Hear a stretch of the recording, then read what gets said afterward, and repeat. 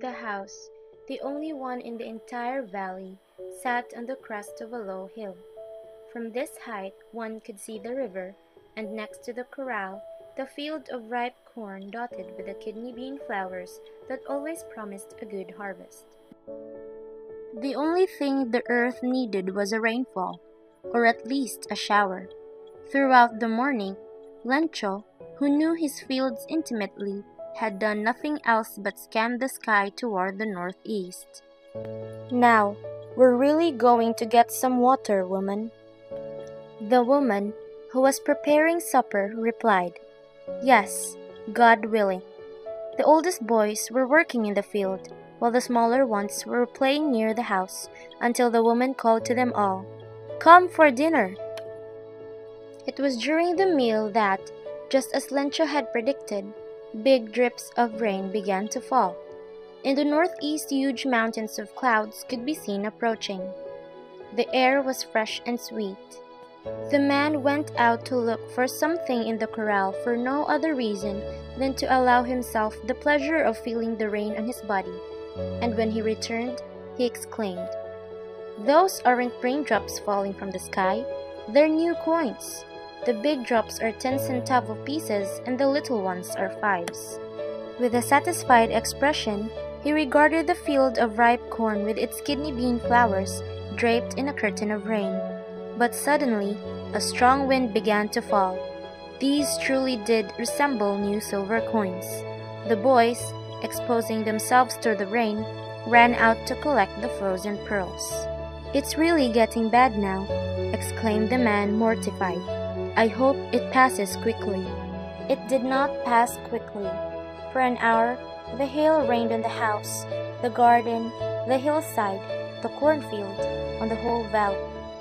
The field was white, as if covered with salt.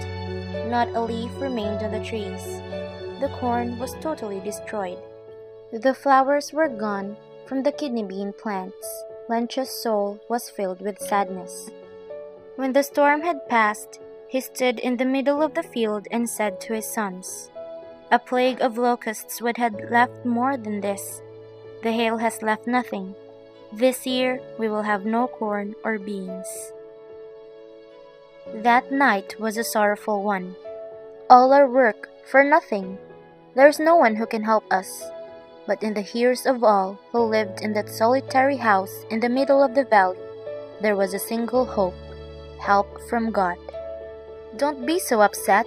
Even though this seems like a total loss, remember, no one dies of hunger. That's what they say, no one dies of hunger. All through the night, Lencho thought only of his one hope, the help of God, whose eyes, as he had been instructed, seen everything, even what is deep in one's conscience.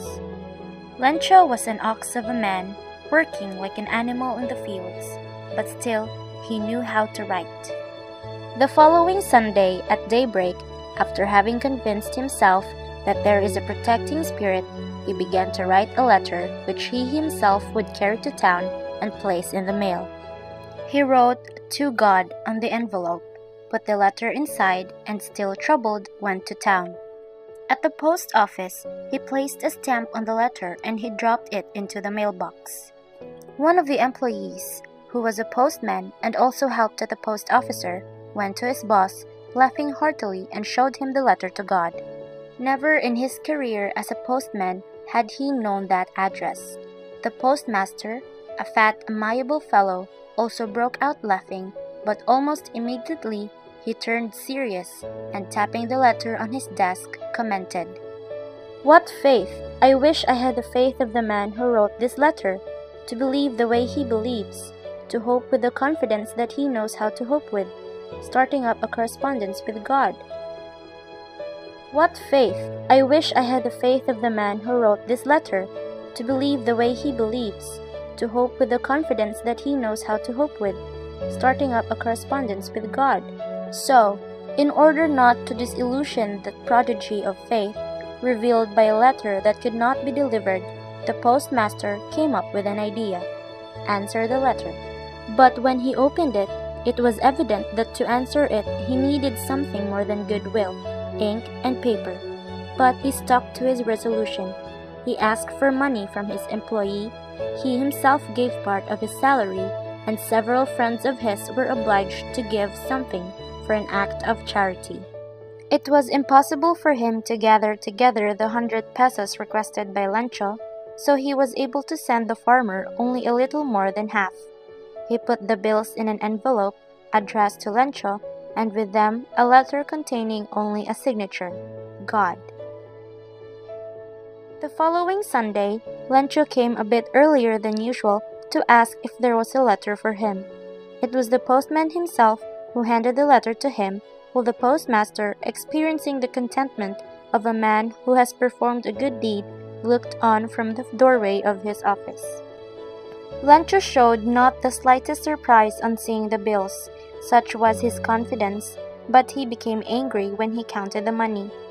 God could not have made a mistake, nor could he have denied Lencho what he had requested. Immediately, Lencho went up to the window to ask for paper and ink.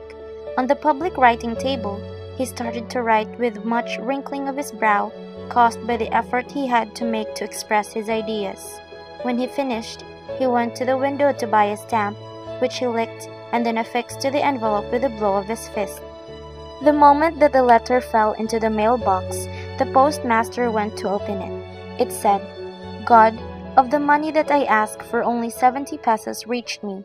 Send me the rest, since I need it very much. But don't send it to me through the mail, because the post office employees are a bunch of crooks. Lencho.